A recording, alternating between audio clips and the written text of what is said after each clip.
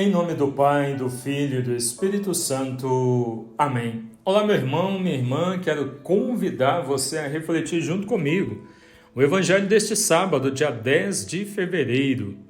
Hoje a igreja celebra a Santa Escolástica.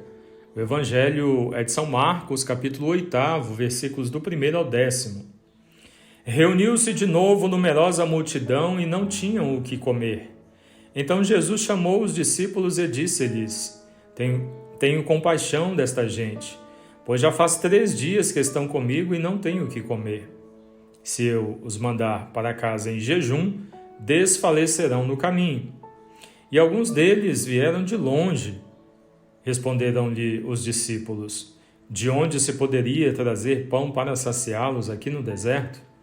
Perguntou-lhes: Quantos pães tendes? Responderam: 7.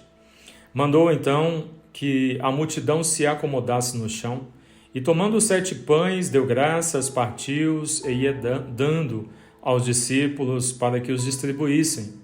Eles os distribuíram à multidão. Tinham também alguns peixinhos. Depois de abençoá-los, mandou que os distribuíssem também. Eles comeram e ficaram satisfeitos, e com os pedaços que sobraram recolheram 7 cestos. Palavra da salvação. Glória a vós, Senhor. Queridos irmãos e irmãs, uma passagem bastante conhecida, por todos nós, milagre da multiplicação dos pães e dos peixes.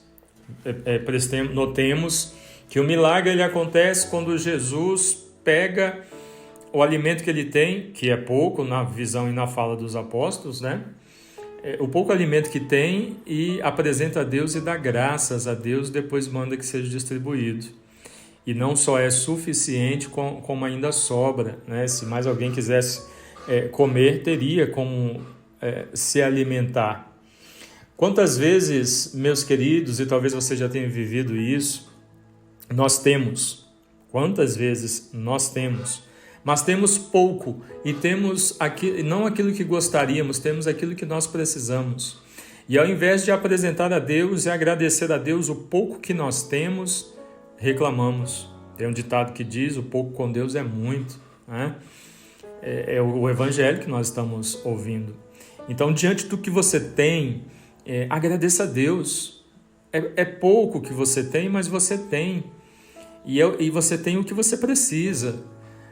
Deus providenciou para você, então agradeça a Ele, não seja ingrato. Quantos irmãos nós que não têm nem aquilo que você tem aí na sua casa, que não tem aquilo que nós temos, Quantos?